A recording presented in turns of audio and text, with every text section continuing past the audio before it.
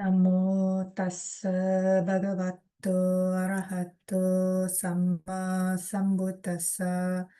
Namo tassa bhagavato arahato samma sambuddhassa. Namo tassa bhagavato arahato samma sambuddhassa. Sadhu, sadhu, sadhu. Okay, so for today's reading of the great disciples, we are going to start on the story of Mahākassapa or Venerable Mahakassapa. And here he has a nickname, being Father of the Sangha. So Mahākassapa, Kassapa was a common name during the Buddha's time. So even in the suttas, we will see a number of different Kassapas appearing. And so whenever you see Mahākassapa, that is with reference to this Venerable Mahakassapa, who's one of the senior disciples of the Buddha. So let's read about Kassapa's early years. So shortly before his parinibbana, or final passing away, the Buddha had refused to appoint a personal successor. Okay, so he didn't want to say like, okay, after I die, so and so will become my, next person that you can reference to. Because when the Buddha died or had his final passing away, if you recall when we read the stories of Venerable Sariputta and Venerable Moggallana, both of them had already passed. Okay. So instead, he urged the monks to look upon the Dhamma and the Vinaya. The Vinaya is the discipline, the rules for the monastics. So the doctrine or the teachings and the discipline as their master. For within the teachings proclaimed during his 45-year ministry, they could find all the instructions they needed to tread the path to deliverance.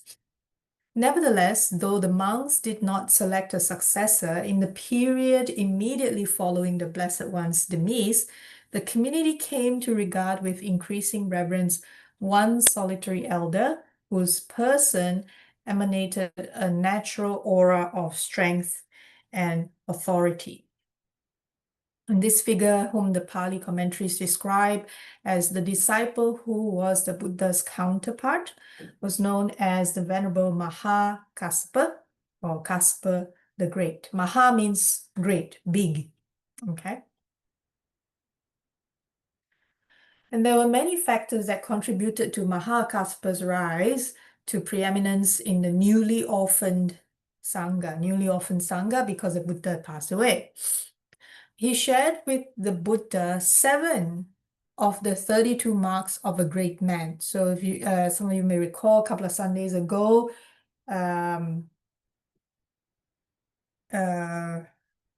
we had a reading from the Digha Nikaya, the first part, on the 32 marks of a great man. So Brother Sachinji, thank you so much, had actually spread the reading of that particular sutta, 32 marks of a great man, across a couple of readings. So those of you interested, please refer to the YouTube channel or the Digha Nikaya.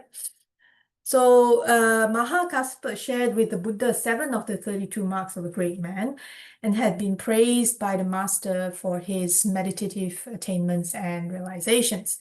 He was the only monk with whom the Buddha had exchanged robes, special honor. Mahākassapa possessed to the highest degree the 10 qualities that inspire confidence. He was also a model of a disciplined and austere life devoted to meditation. So it is hardly surprising that he assumed the presidency of the first council of the Sangha, which had been summoned on his urgent advice. Evidently, it was for the same reasons that much later in China and Japan, this redoubtable elder came to be regarded as the first patriarch of Chan or Zen Buddhism. So till today, if you ever get a chance to visit some of the temples, older temples in China or Japan, or even South Korea, I think, where that particular temple or that particular, let's say, abbot or abbess, their lineage is of Chan or Zen Buddhism. Quite likely you will see some depiction or some homage to Mahakassapa as the first patriarch. Okay. And like the two chief disciples, Sariputta and Moggallana, Mahākassapa was of Brahmin descent. Some years before the Bodhisattva's own birth, so Mahākassapa, again, is older than the Buddha. He was born before the Buddha.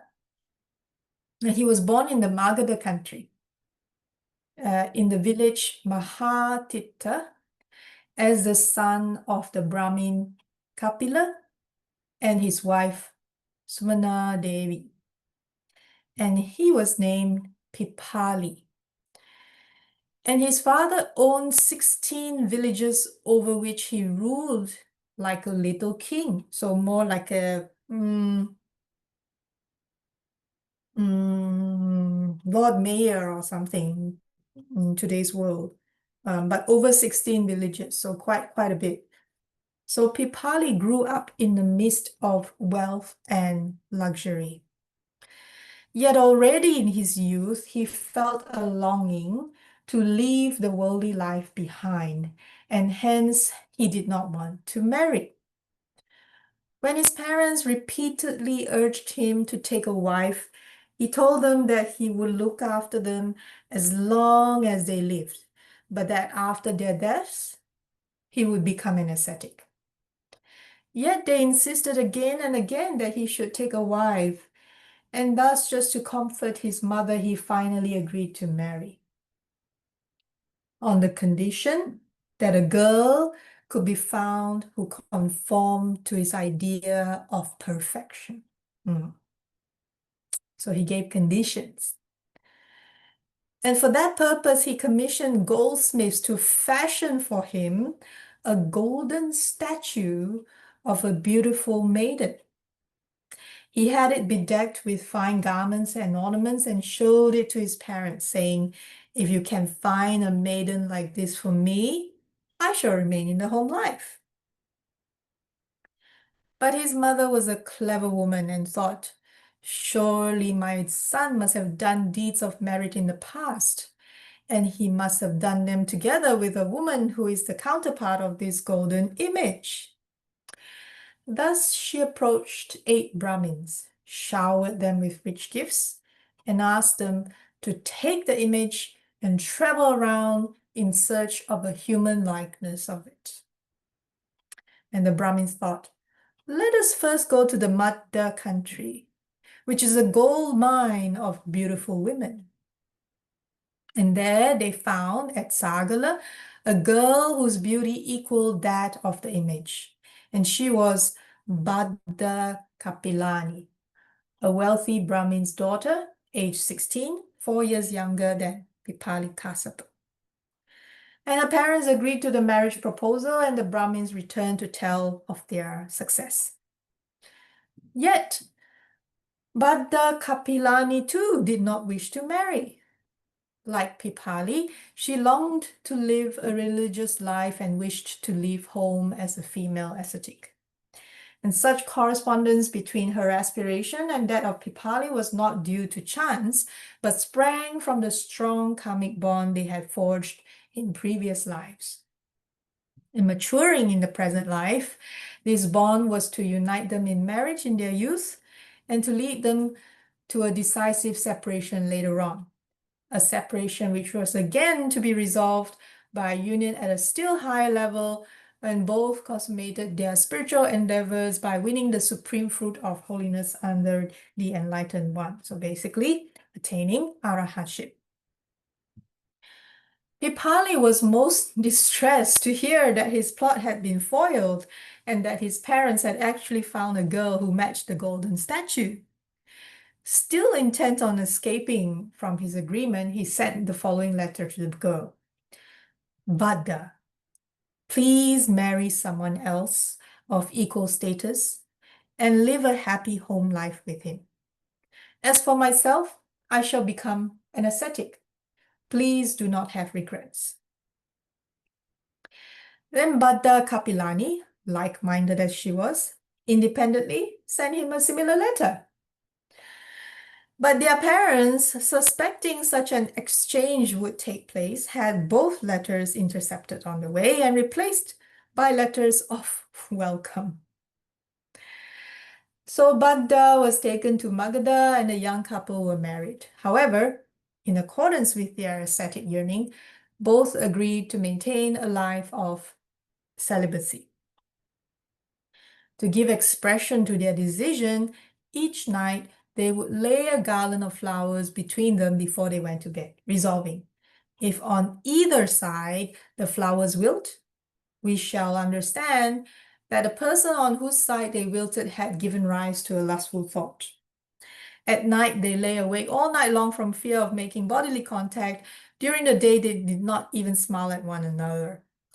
As long as their parents lived, they remained aloof from worldly enjoyments and did not even have to look after the estate's farms. When Pipphali's parents died, the couple took charge of the large property. It was then that they felt the spur that set them on the course of renunciation. One day, as Pipphali was inspecting the fields, he saw, as if with new eyes, something that he had seen so often before. He observed that when his farm hands plowed the land, many birds gathered and eagerly picked the worms from the furrows. This sight, so common to a farmer, now startled him. It struck him forcefully that what brought him his wealth, the produce of his fields, was bound up with the suffering of other living beings. His livelihood was purchased with the death of so many worms and other little creatures living in the soil. Thinking about this, he asked one of his laborers, "Who will have to bear the consequences of such an evil action?" "You yourself, sir," was the answer. Shaken by that insight into karmic retribution, Pipphali went home and reflected. If I have to carry along the burden of guilt for this killing, of what use to me is all my wealth? I would be better off giving it all to Buddha and going forth into the ascetic life. But at home, at about the same time, Buddha had a similar experience, seeing afresh, with a deeper understanding, something she had very often seen before. Her servants had spread out sesame seeds to dry in the sun, and crows and other birds ate the insects that had been attracted by the seeds. When Buddha asked her servants who had to account morally for the violent death of so many creatures, she was told that the karmic responsibility was hers. Then she thought, if even by this much I commit evil, I won't be able to lift my head above the ocean of rebirth, even in 1,000 lives. As soon as Pipphali returns, I shall hand over everything to him and leave to take up the ascetic life. So here, when she says, I won't be able to lift my head above the ocean of rebirths, even in 1,000 lives, it makes me think of the analogy that the Buddha often used on how difficult it is to be reborn as a human being and have the opportunity to practice the Dhamma. It's as difficult as imagine a blind sea turtle. And there was an age put to the sea turtle, which I cannot remember. And and again, I cannot remember the story. Sorry, the analogy. Once every 1,000 years, once every 100 years, something like that. Pops up above the ocean, and imagine this wide ocean. And the chance of when the sea turtle pops up, the chance that it pops its head up right through a float. So imagine the ocean that big, and you've got one float floating around, and this sea turtle rising above the ocean, probably once in, I don't know, 100 years, 1,000 years, I don't know. So the chance of that happening, that was the analogy that was used to describe how difficult it is to be reborn as a human being, and having the opportunity to practice the Dhamma. So aren't we lucky? Okay. All right, let's continue. When both found themselves in accord, they had saffron cloth and clay bowls brought for them from the bazaar, and then shaved each other's head. They thus became like ascetic wanderers, and they made the aspiration: we dedicate our going forth to the arahats in the world. Even though they had not yet encountered the Buddha or his teaching, they knew instinctively that they should follow the ascetic life in a state of adopted discipleship to the truly wise and holy ones, whoever they might be.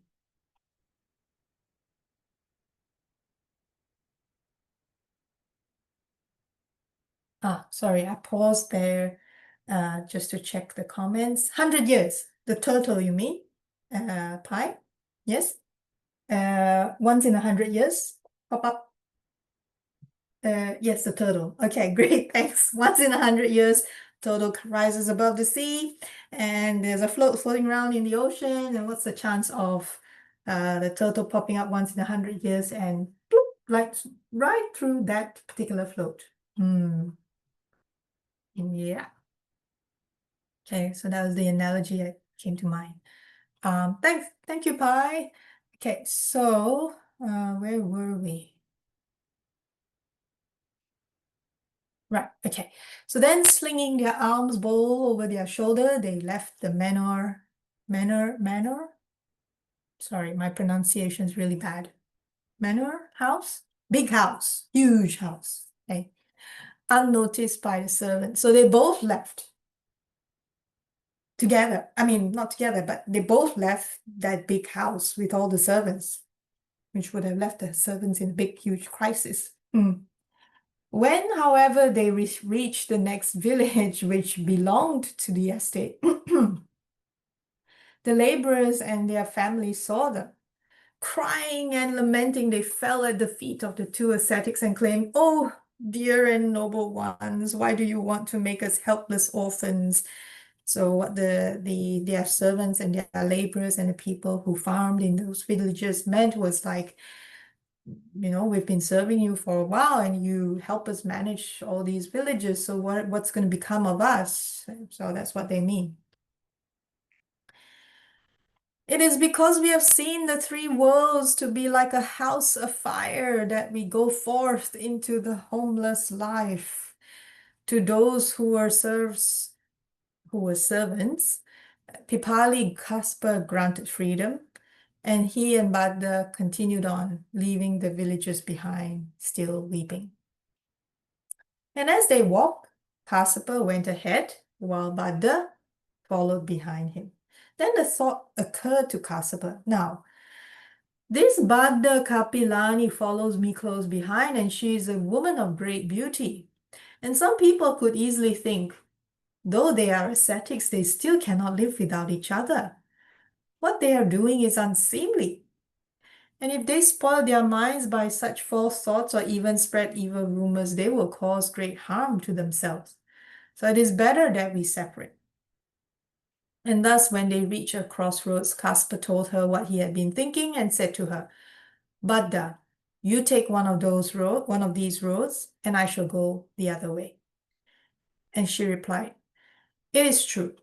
For ascetics, a woman is an obstacle. People might suspect us of misconduct and slander us, so let us part. You go your way, and I'll go my way. She then respectfully circumambulated him 3 times, saluted his feet, and with folded hands she spoke.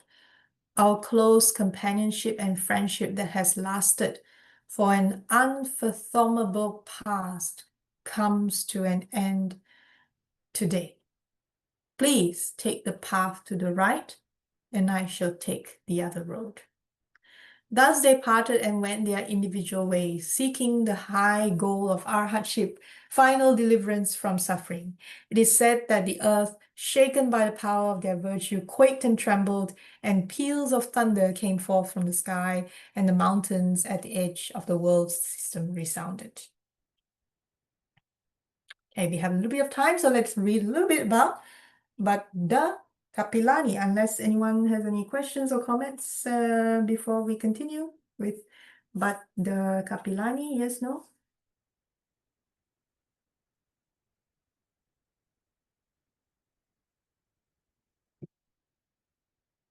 Oh, no?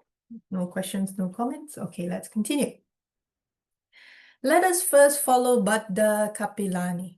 Her road led her to Savatthi, where she listened to the Buddha's discourses at the Jetavana monastery.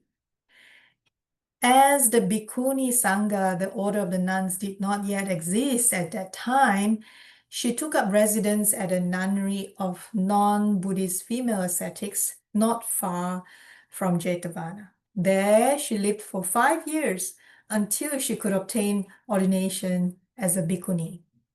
It was not long afterward that she attained the goal of the holy life, arahatship.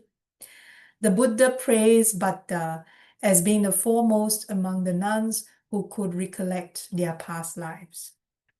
And the Pali commentaries and the Jataka stories leave us a record of some of her former existences in which she had been Kassapa's wife. One day, she uttered the following verses in which she praised Mahākassapa and declared her own attainment. A son of the Buddha and his rightful heir, Kassapa, who is well concentrated, basically well with collectedness of mind, knows his abodes in previous lives and sees the heavens and plains of woe. He too has attained the destruction of birth, a sage consummate in direct knowledge. Endowed with these 3 modes of knowledge, the Brahmin is a triple knowledge bearer. Just so is Buddha Kapilani, a triple knowledge nun who has left death behind. Having conquered Mara and his mount, she lives bearing her final body. Having seen the grave danger in the world, we both went forth into homelessness. Now we are destroyers of the cankers, the hindrances. Tamed and cool, we have won Nibbana. So this is from the Therigatha 63 to 66. And as an Araha Bhikkhuni, Buddha devoted herself chiefly to the education of the younger nuns and their instruction in monastic discipline. In the Bhikkhuni Vibhanga, or analysis of nuns' discipline, instances are recorded involving her pupils, which led to the prescribing of certain disciplinary rules for bhikkhunis. There were also 2 instances when Bhatta Kapilani had to bear the envy of another nun who was hostile toward Mahākassapa too. The nun Tulananda was learned in the Dhamma and a good preacher, but evidently she had more intelligence than gentleness of heart. She was self-willed and was not prepared to change her conduct, as evidenced by several Vinaya texts. When Buddha too became a popular preacher of the Dhamma, even preferred by some of Tulananda's own pupils, Tulananda became jealous. In order to annoy Buddha, once she and her pupil nuns walked up and down in front of Buddha's cell, reciting loudly. She was censured by the Buddha on that account. Another time, at Buddha's request, she had arranged temporary living quarters for Buddha when the latter visited Savatthi. But then, in another fit of jealousy, she threw her out of those quarters. Buddha, however, being an arhat, was no longer affected by such happenings and looked at them with detachment and compassion. So yeah, so you see, even during the Buddha's time, you know, there is all these different things going on, jealousy, covetousness, and we read about that also when we were reading Mahamoggallana's story as well. So it's not much different then and now, yeah, and that's because human beings, we have the same tendencies of greed, hatred, and delusion or ignorance, still the same. The way the system works, dependent origination, has not changed. So this is a preliminary, primarily what has remained the same, and that's why the Dhamma is still applicable to today. So I'll pause here and leave the next reading on the samsaric background between Mahākassapa and Bhatta Kapilani in the next reading. So I'll just stop here for a while. If anyone has any thoughts, those of you who dialed in has any thoughts, comments, or questions, please feel free. You can also type in the chat.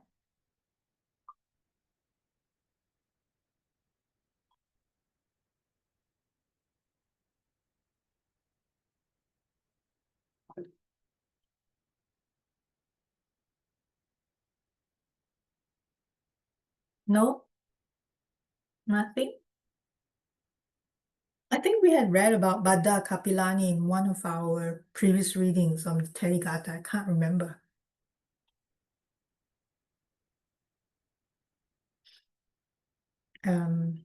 But yeah, her story is interesting as well.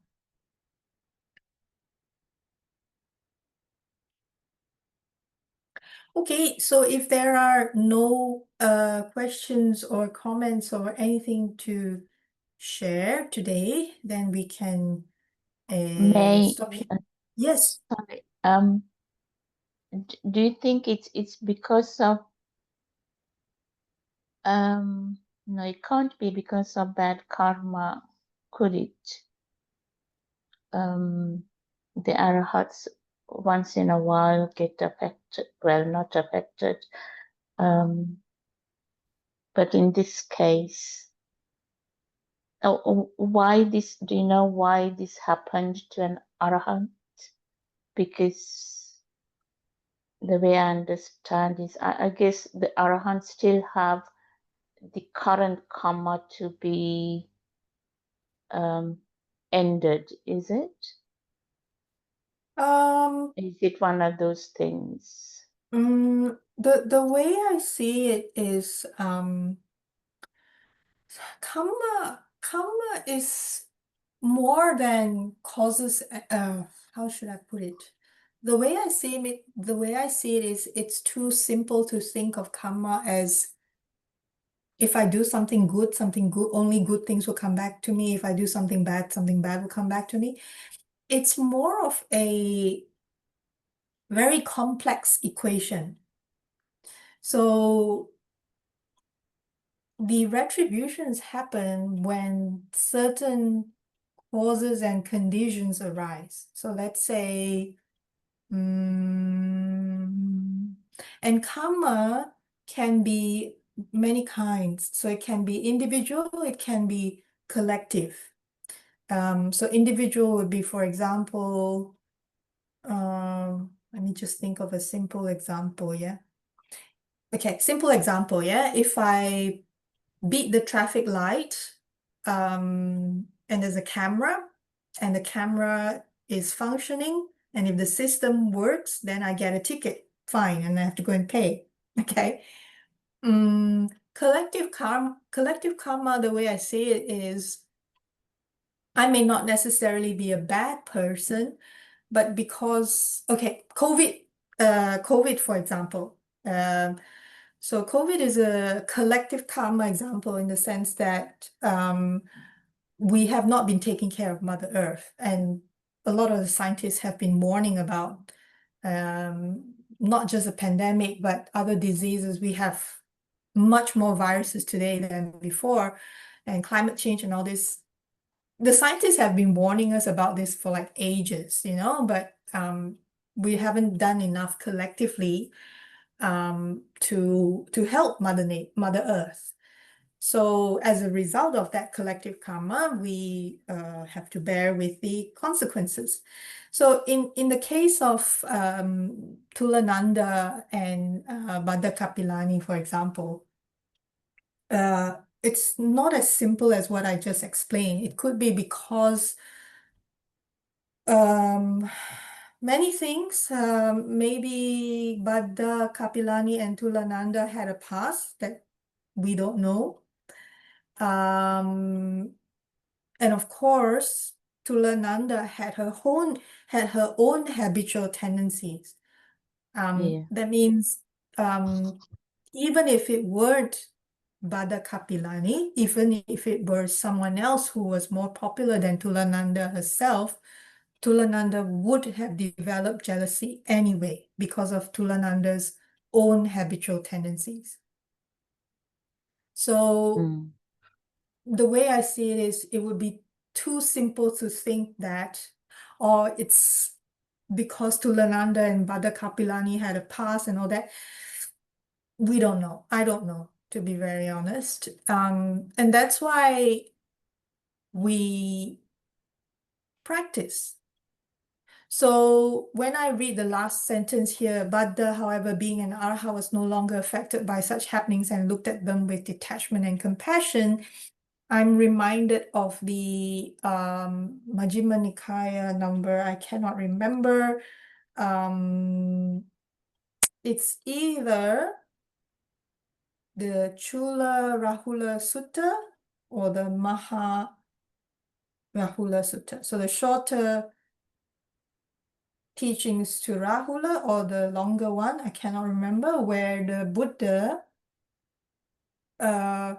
gave a discourse to Rahula to tell him, meditate like water, meditate like fire, meditate like, the elements. So I'm reminded about the part on meditate like water. So maybe, I don't know if I should go grab the text, but in brief, No, it's like... I can't remember that sutta, yeah. Yeah, so it's a very good sutta. It's a very good practice. In fact, Bhante Vimalaramsi used to remind us to practice, to meditate like water. So when we get cursed at, spit at, when the water does not repel or does not complain when it gets spit at, when it gets, we wash dirty things in water, we bathe with water, we do all sorts of things with water, and yet water doesn't come back at us. And also the way water flows is it doesn't go against obstacles. The way water flows is it just goes around obstacles. So obstacles like rocks or big boulders, water just flows alongside it. So that's the nature of water. So the teaching is like we should meditate, we should practice or meditate or practice our meditation like water, like water's behavior. So this is what it kind of made me reflect. Of course, easier said than done. No, yeah, I remembered as you said, thanks for saying that. I have read about individual karma and collective karma, and also in the universe that we live in, however much we take care of everything, sometimes we can't avoid, isn't it? Like stepping on an ant or something like that. Okay, there's no intention. And also, that was, I think, Venerable Sariputta was kind of a hit at the back, wasn't he? By a person wanted to test him, that kind of a thing. I guess that is samsara, that the world we live in, I guess. Yeah. Yeah, yes, that's how, yes, the samsaric nature of all things work. But in essence, if we can see things beyond that, so what I mean by that is if we can remind ourselves, first of all, like you say, we reflect, this is the samsaric nature, and then we don't stop there. We use that, we leverage on that thought to propel our practice moving forward. Let's put it that way. So when we see certain things and go, this is the samsaric nature of life, of all existence, we don't pause, we don't rest on that. We use that thought to remind ourselves to increase our faith in the teachings. That means we see that and then we go, yes. And then we remind ourselves of things like, this is the reason why I need to practice. This is the reason why I need to constantly reflect on the teachings. This is the reason why I need to increase in my Venerable Sister Kema used to say, just remember Fem Kwa. And I'm like, what? Fem Kwa. Oh, F for faith, E for energy, M for mindfulness, C for collectedness, W for wisdom.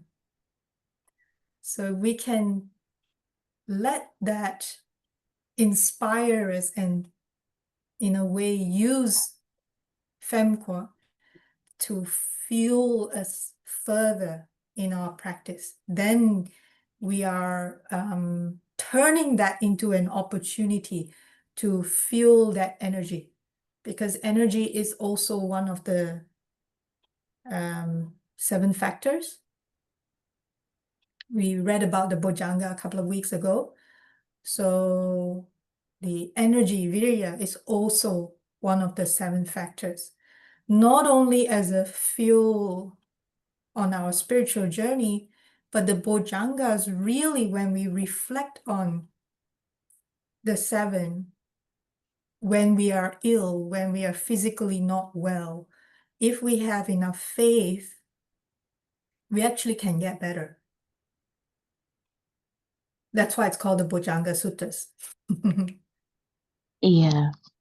Yeah, there are about 2 or 3, isn't it? I think most of us tend to recite the Bojjhanga Sutta whenever we are ill, or even when we know when somebody is ill as well. Yeah, thank you very much, Mei. Thanks a lot. Yeah, it's very useful, especially when we want something short, just to remember the 7. I mean, of course, there's the Anathapindika Sutta as well in Majjhima Nikaya, but that's pretty long. And that one is useful if you have a recording and you're listening to that, or someone's actually reciting to you the Anathapindika Sutta. Yeah, that's about perceptions, is it? 10 Yeah, perceptions. Yeah. yeah. So Mhm. that's also useful, but you can imagine when we are lying there not feeling very well, it's very Yeah. difficult Yeah. to do that yourself. Yeah. Yeah. And like if we're alone, it's easier to just, in our head go through the 7 bojjhangas. Yeah. Yeah. Yeah. Yeah. Thank you. Yeah. Thank you very much. Yeah. No worries. Oh, good. And the environment affects, doesn't it? The environment also affect us. Does an Absolutely. environment affect an arahant as well? I guess Um, so. Maybe that's why no, they get ill. Or... nah. Illness is due to many reasons. Well, okay, in that sense, yes, because from a traditional Chinese medicine perspective, the body's illness is not only based on what we have intake, but also affected by environment. Environment meaning where we live, um, the air, the condition of the house or room, the temperature, Yeah, heat um, and cold heat, and weather. cold, Yeah, yeah. weather, yeah, all these things. From a Mm, traditional Chinese medicine perspective, yes, this influence illness, but the difference between Arhat and others is that their minds are no longer affected by mm, how what the body is going through, because the body and the mind are very closely uh, interlinked, but because mm, they have um, reached that state of arhatship, no matter what happens to the body, their mind is no longer affected by that. mm, mm. Yeah, not there's no craving there, and there's no attachment to the 5 aggregates. Yeah. Correct. There's no Mm, attachment to the 5 aggregates. Yep, that's the yeah. that's the main thing. Mm. Okay, excellent. So, if there's no further questions or sharing or anything else, let us share the merits. Let me see if I can do this. Share, share. Sharing a merit. Okay. Very important. Very, very important. Okay, let us share merits together.